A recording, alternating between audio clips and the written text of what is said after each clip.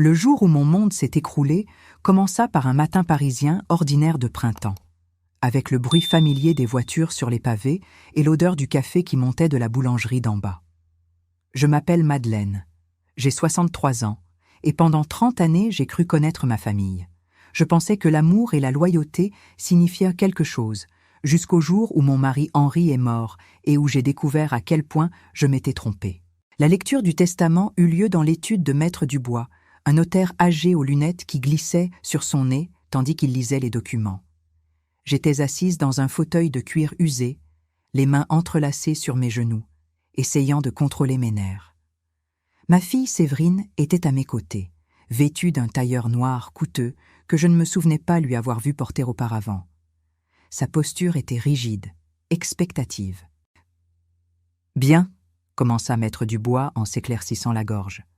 Je procède à la lecture des dernières volontés de M. Henri Moreau.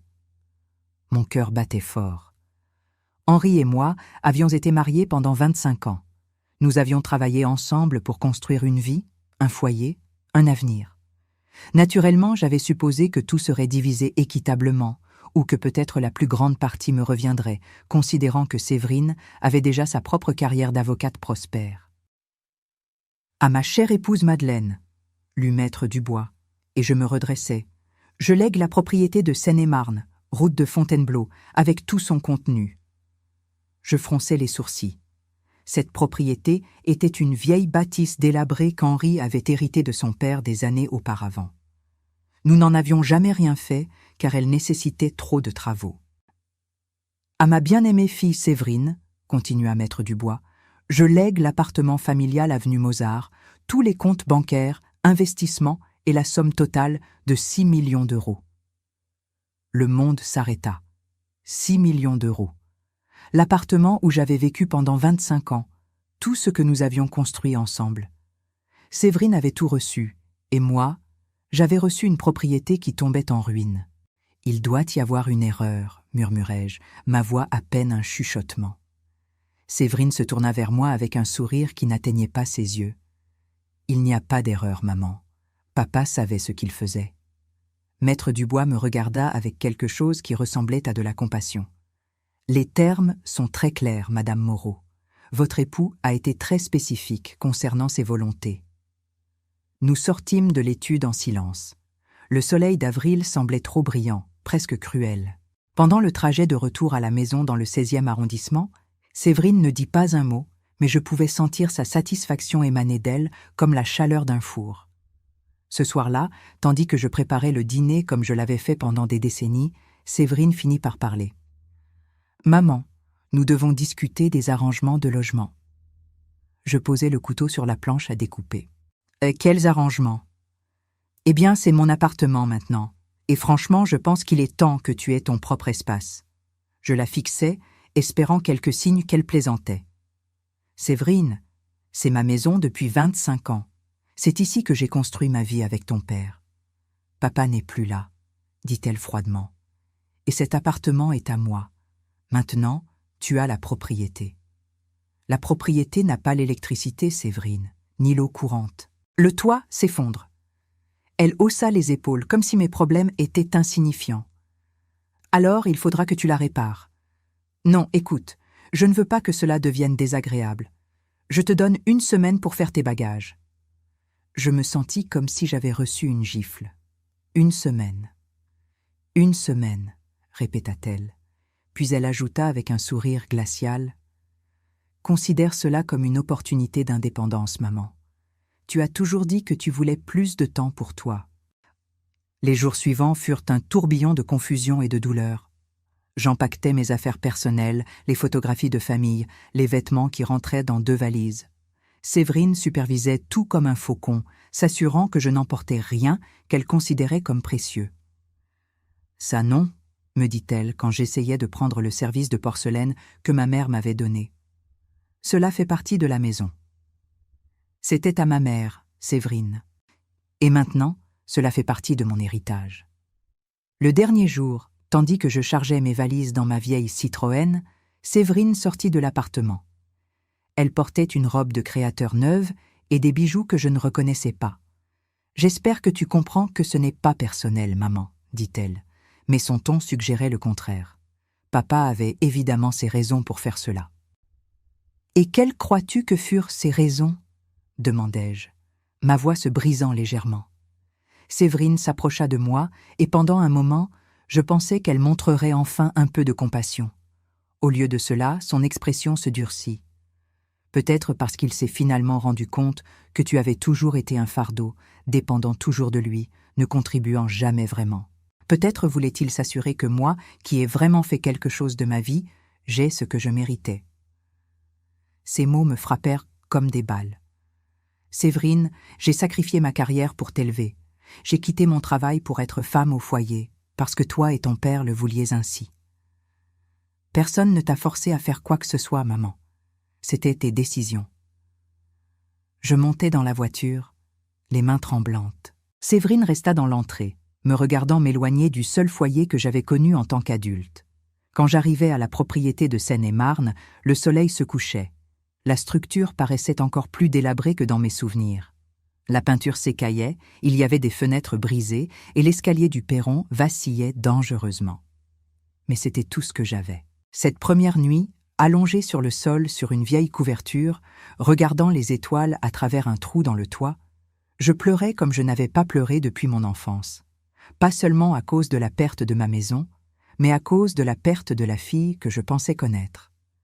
Les premiers jours dans la propriété furent les plus durs de ma vie. Sans électricité, je dépendais de bougies et d'une vieille lampe torche trouvée dans un tiroir poussiéreux. Sans eau courante, je devais marcher 800 mètres jusqu'à un puits qui fonctionnait encore, portant des seaux qui pesaient plus lourds chaque jour. Mes mains, habituées au confort d'une vie bourgeoise parisienne, se couvrirent d'ampoules et de coupures. Le 3e jour, ma sœur Brigitte m'appela. Sa voix sonnait étrange, distante.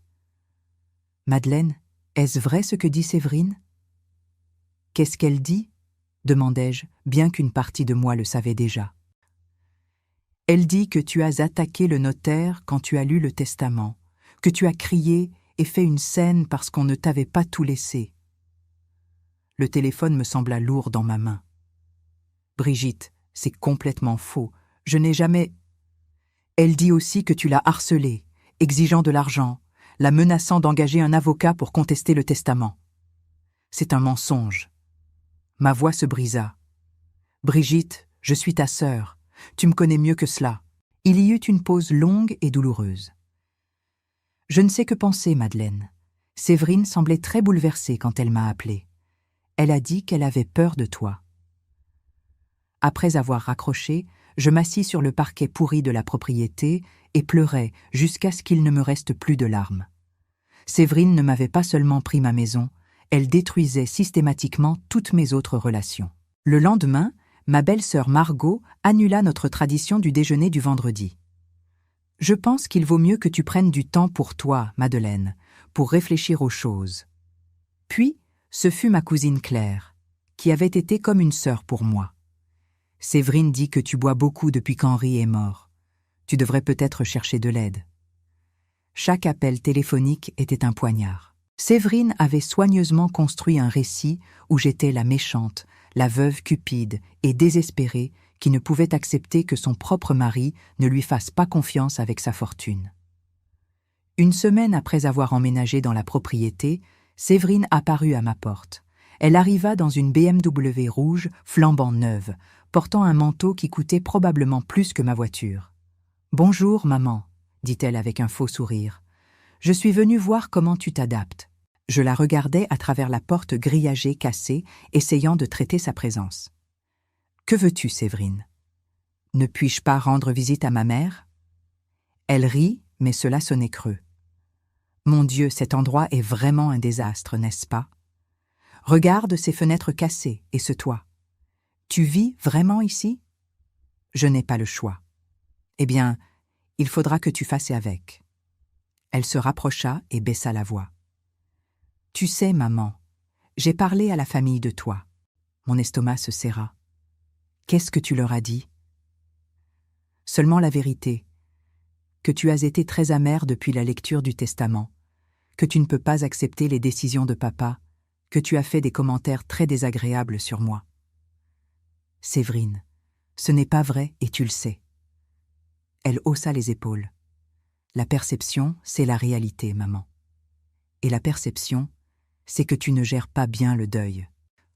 Au bout de mon 2e mois dans la propriété, j'avais perdu 7 kilos. Mes mains étaient calleuses et rugueuses. Mes cheveux avaient perdu leur brillant et de nouvelles rides étaient apparues autour de mes yeux. Mais il y avait autre chose. Il y avait une dureté qui n'était pas là avant. Un matin, tandis que je balayais les débris du perron, je trouvai une clé étrange, partiellement enterrée sous des planches disjointes. Elle était différente de toute clé que j'avais vue auparavant, lourde et avec un design complexe. Je la tins sous la lumière du soleil, la faisant tourner entre mes doigts. À quelle porte cette clé pouvait-elle bien servir? Cette nuit-là, tandis que les bougies vacillaient autour de moi et que la forêt craquait dehors, j'examinais la clé de plus près. Elle portait de petits symboles gravés que je ne pouvais déchiffrer, et quelque chose me disait que ce n'était pas une clé ordinaire. L'obsession de la clé me consuma pendant des jours. Je la portais dans ma poche en accomplissant mes tâches quotidiennes de survie, ramasser du bois, chercher de l'eau, essayer de réparer les fuites du toit. Chaque nuit, sous la lueur des bougies, je l'examinais, essayant de découvrir son but. Le 4e jour après l'avoir trouvée, je décidai d'inspecter la propriété plus systématiquement. Pendant les mois où j'avais vécu ici, j'avais été trop occupé à essayer de survivre pour vraiment explorer. Maintenant, avec la clé comme motivation, je commençais à chercher toute serrure, compartiment ou cachette qui pourrait correspondre.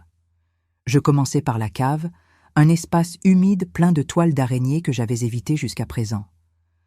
Armé de ma lampe torche et d'une détermination renouvelée, je descendis les escaliers de bois qui craquaient sinistrement sous mon poids. C'est alors que je la vis. Une petite porte métallique encastrée dans le mur du fond, presque cachée derrière une vieille étagère. Mon cœur commença à battre plus fort tandis que je m'approchais.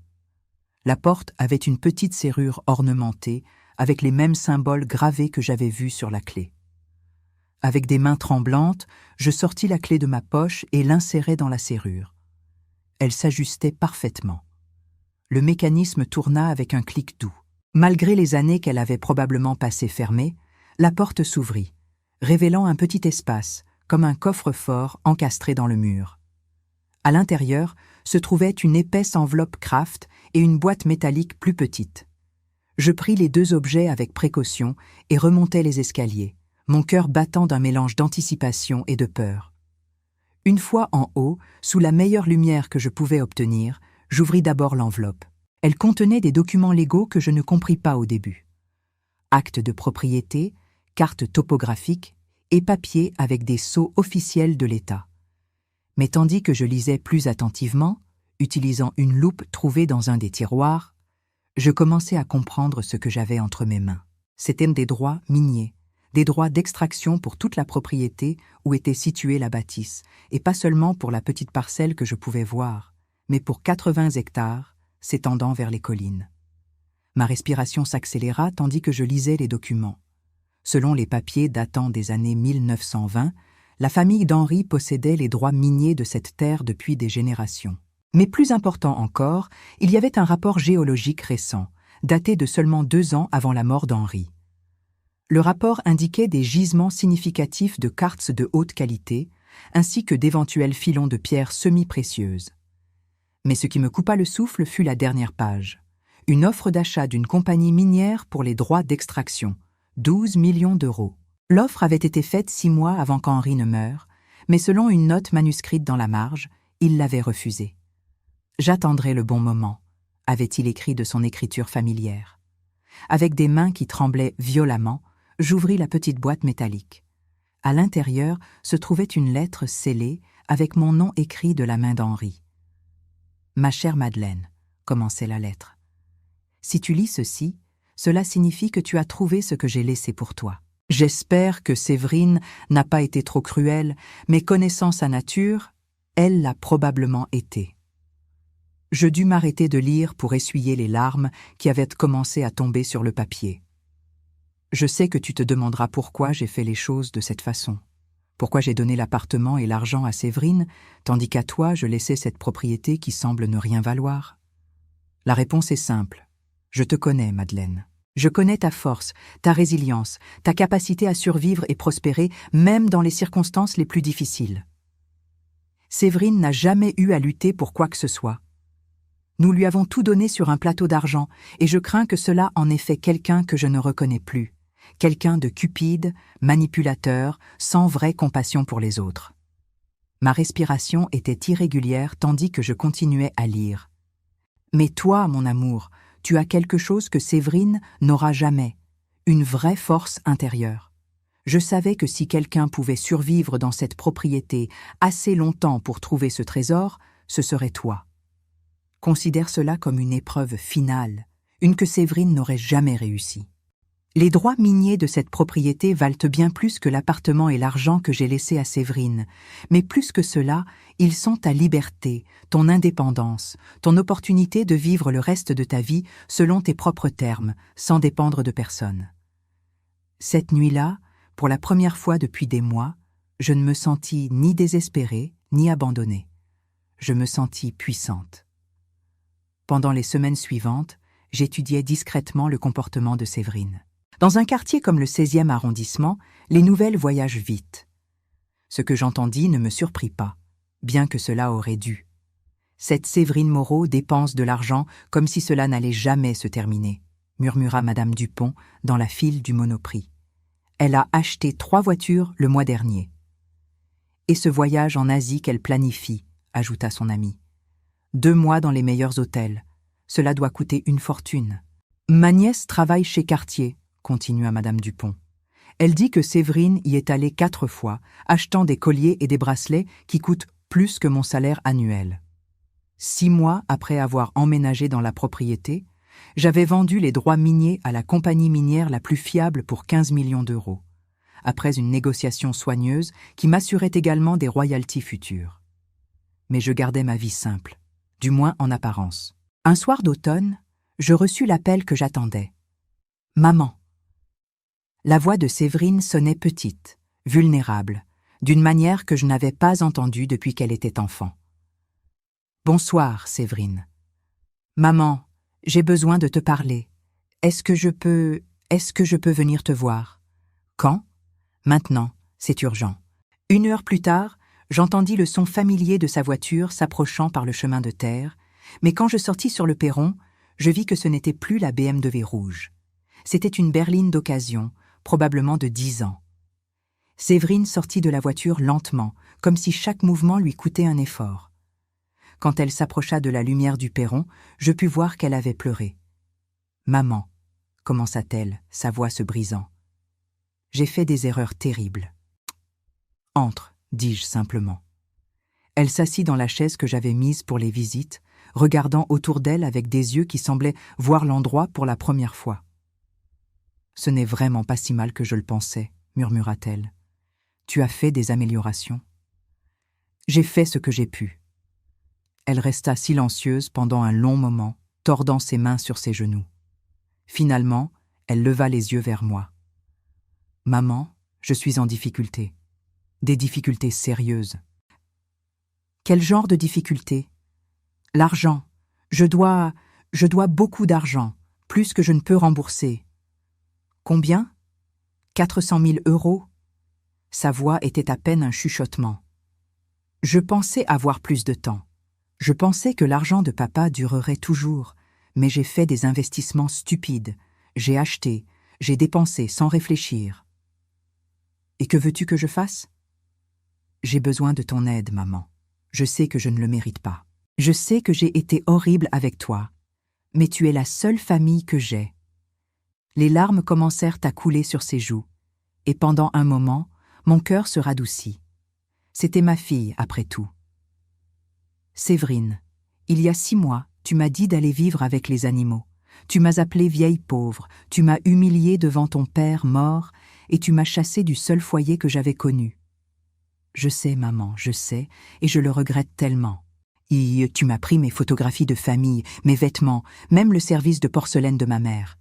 Tu as dit que je n'avais jamais contribué à rien, que j'avais toujours été un fardeau. Chaque mot que je disais était comme une gifle pour elle. Je pouvais le voir sur son visage, la façon dont elle se recroquevillait à chaque rappel de sa cruauté. Et maintenant, tu viens ici, dans cette propriété que tu considérais comme indigne de toi, me demander de l'aide. Dis-moi, Séverine, qu'est-ce qui a changé? Soudain, je suis une bonne mère parce que tu as besoin d'argent? Non, maman, ce n'est pas ça. Je me suis rendu compte de ce que j'ai fait. J'ai eu le temps de penser, de voir comment j'ai traité la seule personne qui m'a toujours aimée inconditionnellement. Ces mots sonnaient sincères, et une partie de moi voulait les croire. Voici mes conditions, dis-je finalement, ma voix ferme et claire. Je te prêterai 500 000 € pour couvrir tes dettes et te donner une petite marge pour recommencer. Maman, c'est plus que ce que j'espérais. Je levai une main pour la faire taire. Je n'ai pas terminé. Le prêt sera à 5% d'intérêt annuel, remboursable en 10 ans. C'est plus généreux que n'importe quelle banque. Mais il y a d'autres conditions. Lesquelles? Pendant les 5 prochaines années, tu travailleras pour moi. Tu viendras ici chaque samedi et tu m'aideras avec les tâches d'entretien de la propriété, le ménage, ce dont j'aurai besoin, sans plainte, sans excuse.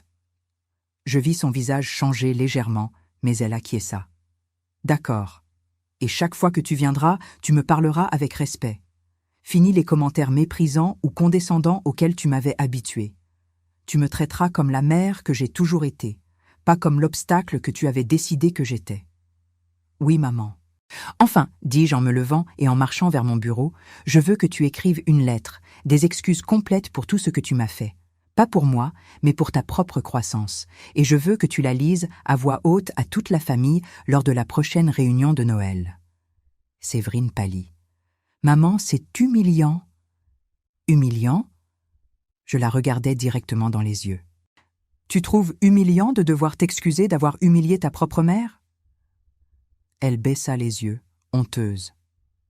Non, tu as raison, je le ferai. Les mois suivants établirent une routine. Séverine venait chaque samedi, travaillait sans plainte, et graduellement, nous commençâmes à avoir de vraies conversations. Pas les interactions superficielles d'années passées, mais des conversations honnêtes sur la vie, sur les erreurs, sur ce qui comptait vraiment. Un samedi d'automne, tandis que nous ramassions les feuilles, elle me surprit avec une question directe. « Est-ce que tu me pardonneras vraiment un jour, maman ?» Je m'arrêtai, m'appuyant sur mon râteau. « Séverine, le pardon n'est pas quelque chose que j'accorde ou que je retiens comme un prix.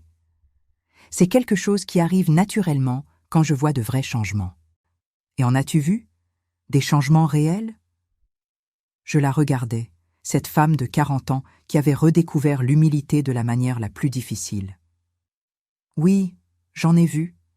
Mais plus important, je crois que tu en as vu aussi. » Elle acquiesça, essuyant une larme. J'ai tellement honte de la personne que j'étais. N'aie pas honte du passé, Séverine.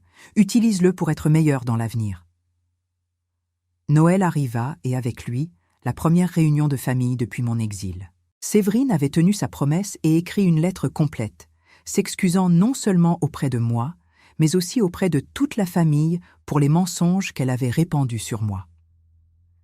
Quand elle l'a lu à voix haute dans le salon de ma sœur Brigitte, avec toute la famille présente, le silence fut absolu. Je pus voir des larmes dans les yeux de plusieurs parents qui avaient cru ces histoires et m'avaient tourné le dos. Ce printemps-là, exactement 1 an après avoir trouvé la clé dans la propriété, je pris une décision importante. Il était temps de révéler ma vraie situation, mais je le ferais à ma manière. J'achetai une belle maison dans les Yvelines, avec vue sur la vallée de la Seine. Elle n'était pas ostentatoire, mais elle était élégante, confortable et entièrement mienne. Quand Séverine arriva pour son samedi habituel de travail et trouva la propriété vide avec une note la dirigeant vers ma nouvelle adresse, son choc fut complet. « Maman, dit-elle, quand elle arriva à ma nouvelle maison, « qu'est-ce que tout cela ?»« C'est ma maison, répondis-je simplement, mon vrai foyer. »« Mais comment? L'argent que tu m'as prêté, ta situation financière ?» Je souris, l'invitant à entrer dans la cuisine spacieuse où j'avais préparé du thé. « Séverine, te souviens-tu de la propriété que tu pensais ne rien valoir ? » « Oui. Il se trouve que ton père savait quelque chose que ni toi ni moi ne savions au début. Cette terre contenait des droits miniers très précieux. Très précieux. Je vis comment elle traita cette information, comment son expression changea de la confusion à la compréhension, puis à quelque chose que je ne peux décrire que comme un mélange d'étonnement et de respect.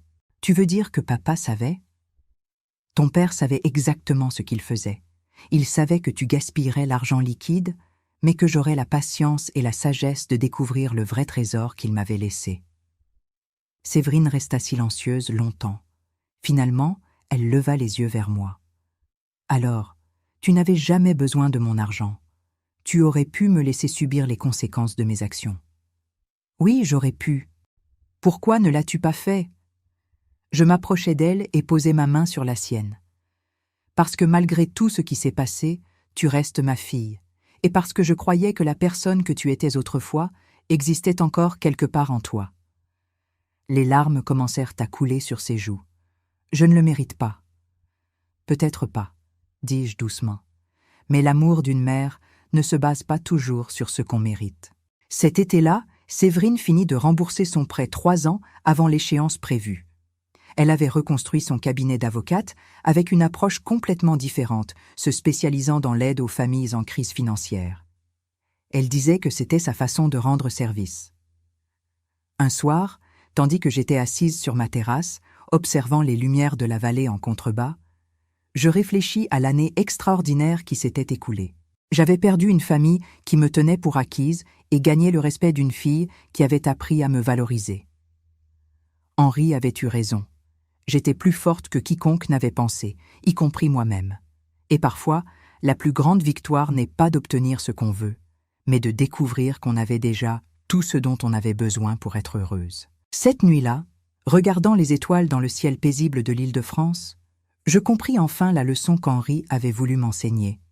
La vraie richesse ne se mesure pas en euros ou en biens matériels, mais dans la capacité à transformer l'adversité en sagesse, la douleur en force et l'abandon en liberté. Mon téléphone sonna, interrompant mes pensées. C'était Séverine. « Maman, je voulais juste te souhaiter bonne nuit et te remercier. » Pourquoi? Pour ne pas avoir renoncé à moi, pour avoir vu quelque chose en moi que je ne pouvais pas voir. Après avoir raccroché, je restais assise dans le silence de la nuit, me sentant plus complète que je ne m'étais sentie depuis des années. Henri avait eu raison. J'étais plus forte que quiconque n'avait pensé, y compris moi-même. Si cette histoire a touché votre cœur, laissez votre like, abonnez-vous à la chaîne, commentez ci-dessous de quelle ville vous êtes et répondez-moi. À ma place, qu'auriez-vous fait? Votre message peut égayer la journée de quelqu'un.